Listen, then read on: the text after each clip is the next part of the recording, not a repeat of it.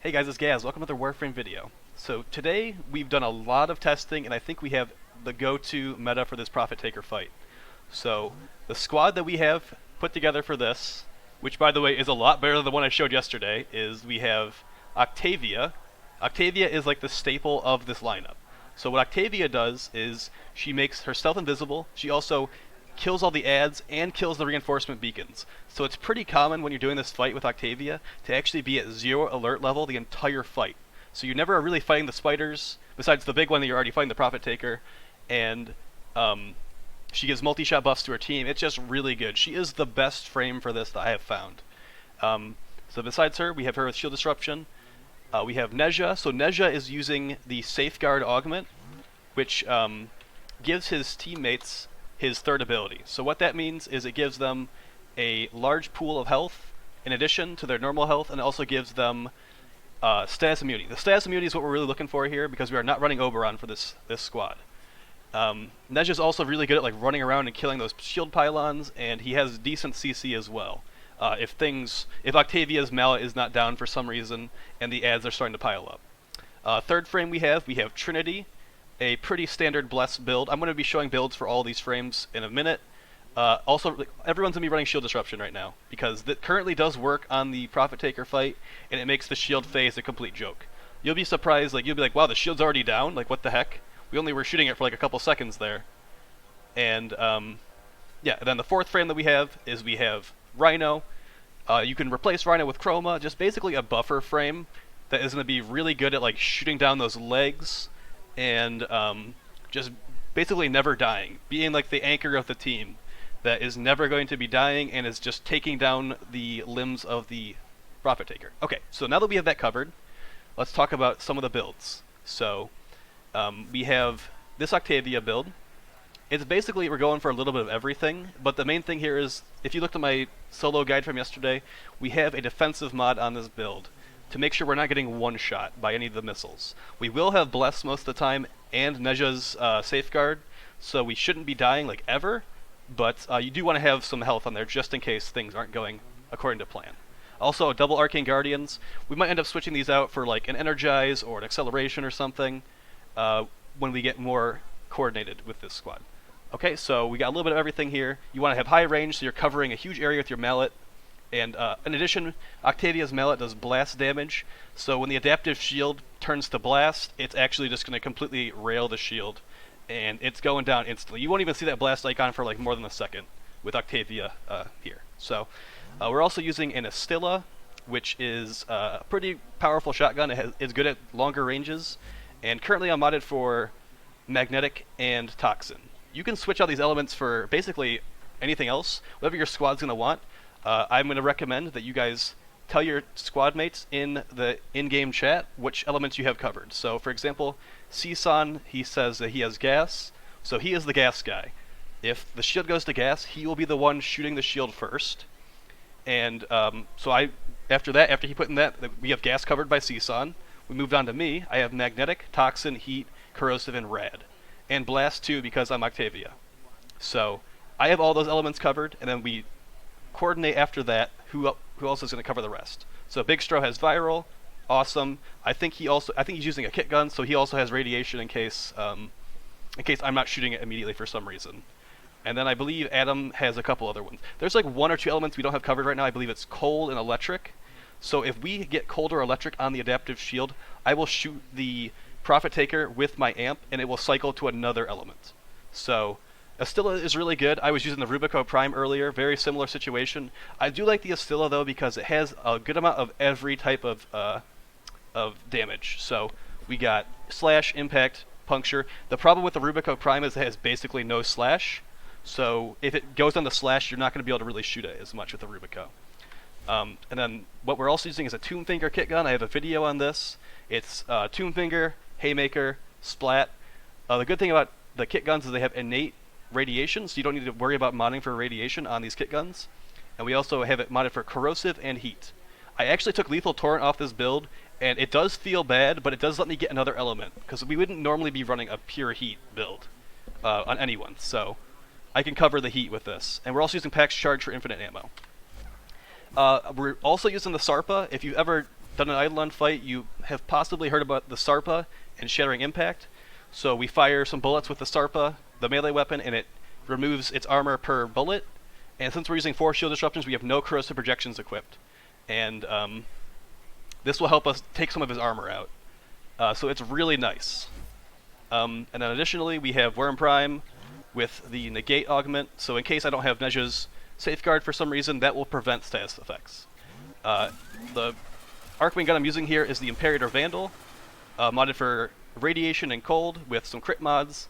You can use the Velocitus as well, but currently I only have access to 1 Gravimag, so I cannot actually use the Velocitus right now. I also don't have it, so I'd have to build it in Forma and stuff. But the Imperator Vandal works great. Whatever Archwing gun you have should be okay. Just be careful with the Grattler because it has self-damage. So I'm going to quickly show a Nezha build that we are utilizing for this. It's a similar...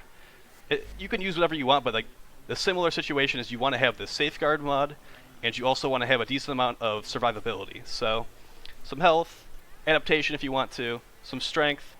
Range is not important, and neither is duration, because the Safeguard third ability is not going to be affected by either of those things. And then we have Synth Reflex. Like, holster speed is honestly not that bad for this fight, guys. So consider using some holster speed if you have extra room. And then Rhino, basically just a Rhino Roar build. This is not a great one, but it's what I'm using right now. It's got some armor for making my Iron Skin stronger, some duration to make the Roar last longer, and some power strength to give my teammates a nice buff with their Archwing guns. And then last but not least, we have Trinity. There's lots of different ways you can build the Bless. This is what I'm using right now. It's like a pretty, like this is what I use for Eidolons basically. And I also have Coaction Drift on here to increase the effectiveness of shield disruption. So yeah, just have a lot of duration, a little bit of strength, and range is not important for Bless. Alright, so that should be about it. Let's get into the fight, and we'll show you how this works. Also, thank you very much for my awesome Twitch viewers that are helping me with this squad right now. Would not be possible without them. Alright, so we're going to go over here. We're going to talk to Udiko. Right. We're all here. And they added the ability to skip the cutscenes for this today, which is awesome. So I click on this, and once everyone votes, I can just spam click to get through the entire dialogue instantly. Final phase.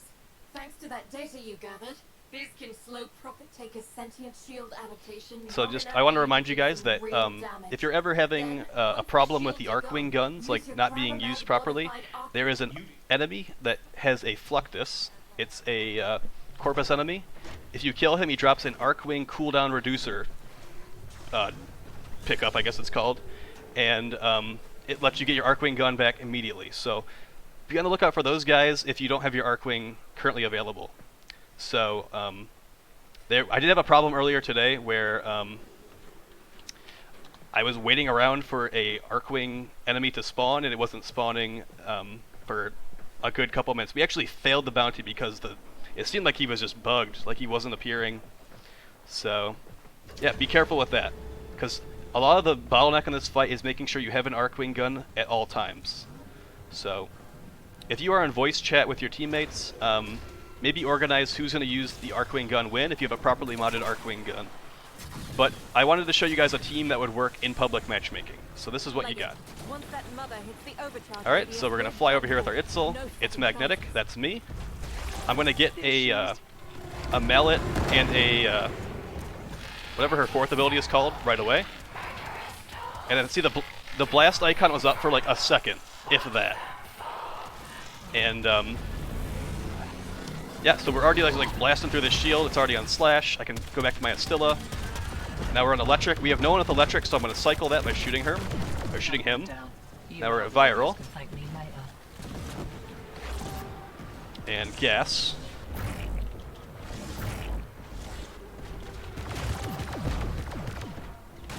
Okay, I think our gas guy just got here.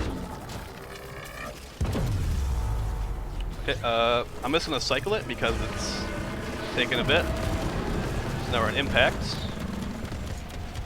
Now we're in cold. Okay, toxin is me.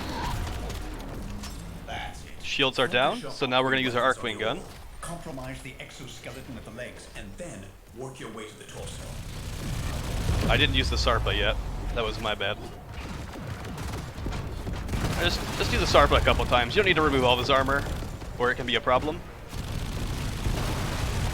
Alright, so he's got one leg, and now we just shoot him in the face. And that's the first phase done. He's gonna shoot out some shield pylons we need to go kill. That's where some good teamwork can make this go very quickly. Alright, so you just jump into these. They are not another fire bubble, so don't be too afraid of them. Shields are waning. Whatever you're doing, it's working. Alright, cool. So we got all the pylons. And now you can immediately shoot him with the arc gun again. So if you have the Archwing gun equipped from the first phase still, this is perfect.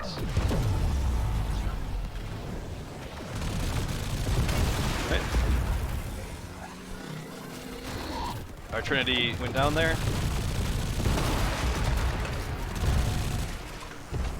Reload my arc gun. There you go. So we're already halfway through the fight.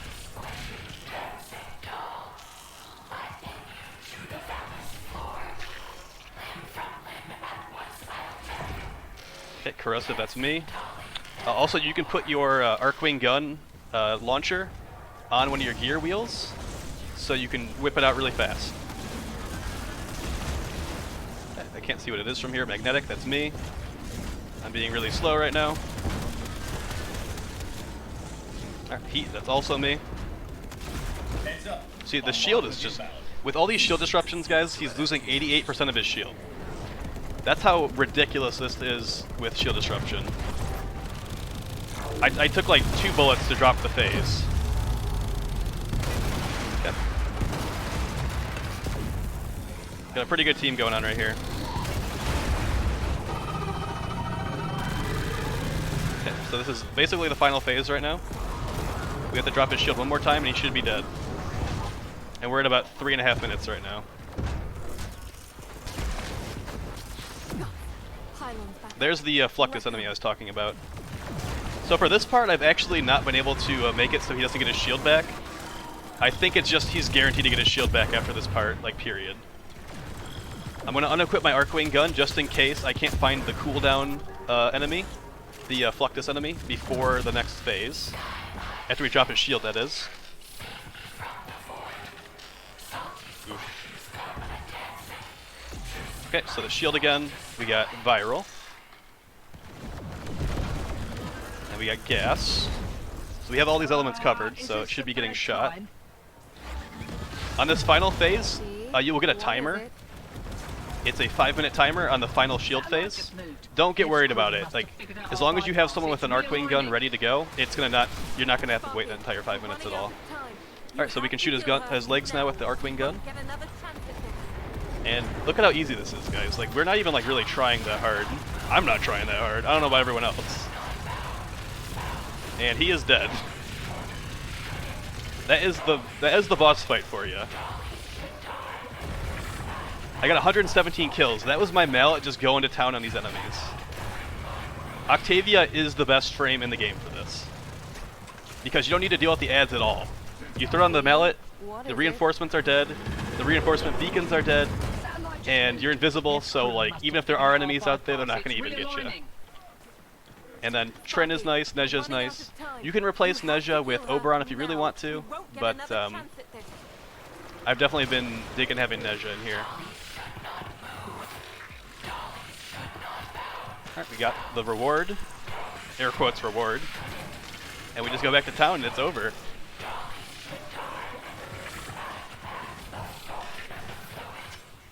Five and a half minutes. I have no complaints about that one, guys. I think that is almost as good as it's gonna get. I've only got a few mortars left. If you're on voice chat, like there's still new the dialogue from the fight because we did that so fast. So if you're in voice chat with some teammates, you are going to have a much better time as well. You can coordinate who's using the arc gun and when, and you can probably do it even faster. I've heard of 3-minute runs with this. Some other frames you can consider are Gara. Gara is really good because her second ability actually kills the shield pylons. So keep that in mind. I had Gara on my maybe list for how to do this efficiently. So yeah. See you guys in the next video. Please like, favorite, subscribe. Check me out on Twitch, and you guys have a nice night. Peace.